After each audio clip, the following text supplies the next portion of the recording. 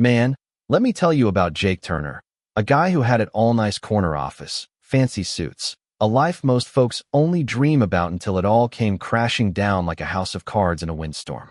Jake was a big-shot bank manager in this little town called Willow Creek, respected, admired, the whole 9 yards. But one Monday morning, everything changed. Walked into work, found a termination letter on his desk, accusing him of skimming funds. No proof, just whispers and a pink slip. His accounts were frozen, his house and cars gone, snatched up by the bank he'd given his life to. Just like that, Jake went from boardrooms to pushing a beat-up wheelbarrow through dusty streets, hauling junk for pennies, humiliated, broken, barely keeping his head above water. His wife, Lisa, didn't make it any easier. She'd always loved the high life, the designer bags, the vacations, and now, with Jake scraping by, she never let him forget it. "You call this a life, Jake? You're a failure," she'd hiss, her words cutting deeper than the hunger in his stomach. But the real gut punch came when Jake, desperate for a loan, went to his younger brother, Matt, a broke college kid who'd always leaned on him. He walked into Matt's apartment and froze. There was Lisa, tangled up with Matt, both of them laughing like Jake was nothing. "Get out, you pathetic loser," Matt sneered, not even blinking. Lisa just smirked. "You heard him, Jake, you're not wanted here." He stumbled out, heart shattered, betrayed by the two people he trusted most. Days later, Lisa was gone for good, leaving Jake and their two boys, Ethan and Noah, to fend for themselves. Jake pushed that wheelbarrow day in, day out, barely making enough to keep the lights on. His boys were sent home from school unpaid fees, and the landlord was breathing down his neck with eviction threats. Every night, he'd sit in their cramped, empty apartment, holding Ethan and Noah's old toys, whispering, "I'm sorry, guys, I failed you." The worst came when he woke one morning to find his boys cold, lifeless, gone in their sleep. No explanation, just a doctor shaking his head, saying, "I'm sorry, Jake, they're gone." He buried them himself, tears soaking the dirt, his world reduced to ashes. "Why, God? Why them?" he cried, alone in the dark. But here's where it gets wild. Matt, that same brother who stabbed Jake in the back, was suddenly swimming in cash. New mansion, flashy cars, the works. Jake overheard folks at the market whispering, "Matt's into something dark. Man, no way a kid like that gets rich that fast." It gnawed Jake, the suspicion growing like a weed. He confronted Matt at his gated estate, voice shaking.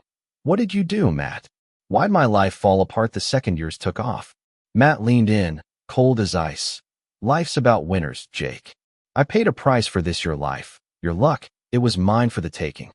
Jake staggered back, the truth hitting like a freight train. Matt had joined some shady cult, trading Jake's entire existence for wealth, even sacrificing Ethan and Noah to seal the deal. "You're my brother," Jake roared, but Matt just laughed. "Your kids? Not my problem. Get lost." Jake could have given up, let the anger and grief swallow him whole, but something in him refused to break. One rainy day, soaked to the bone, pushing that rusty wheelbarrow, he saw a group of punks harassing an old man, trying to snatch his bag. Without thinking, Jake charged in, swinging a stick, yelling, "Back off." The kids scattered, and the old man, shaking but grateful, introduced himself. "Henry Caldwell, CEO of Caldwell Enterprises." "You saved me, son," Henry said, handing Jake his card. "Come to my place this weekend. I want to know who you are." That meeting changed everything.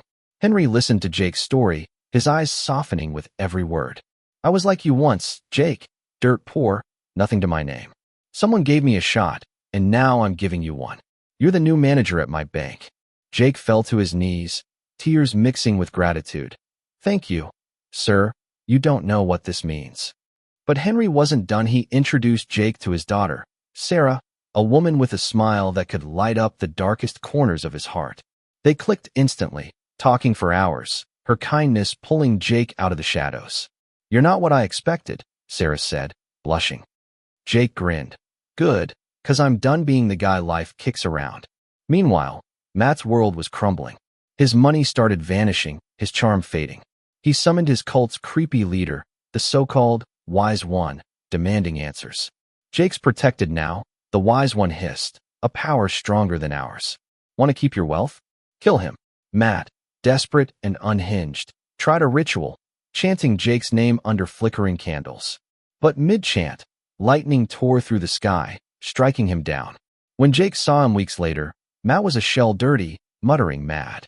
He fell at Jake's feet, sobbing, "I stole your life. Brother, I sold you out. Forgive me." Before Jake could answer, Matt bolted into the street, and a carbine ended it all. Jake knelt by his body, whispering, "Why, Matt? Why'd it come to this?" A year later, Jake's life was unrecognizable. He stood tall in his new office, a sleek car outside, a cozy home waiting for him. He married Sarah in a church bursting with love, her white dress glowing under the sun. When she gave birth to triplets, 2 boys and a girl, Jake held them, tears streaming. "You're my miracles." Henry, now a proud grandpa, laughed. "You've made us all proud, Jake." From a wheelbarrow pusher to a man with everything, Jake knew God had carried him through. So what do you think? Is Jake's story about justice catching up, or is it about rising above betrayal? Could you forgive a brother like Matt, or would you let him burn? Drop your thoughts below. Hit that like button if this hit you in the feels, and share it with someone who needs a story of hope. Subscribe, ring the bell, and let's keep these real stories coming. Stay blessed, y'all.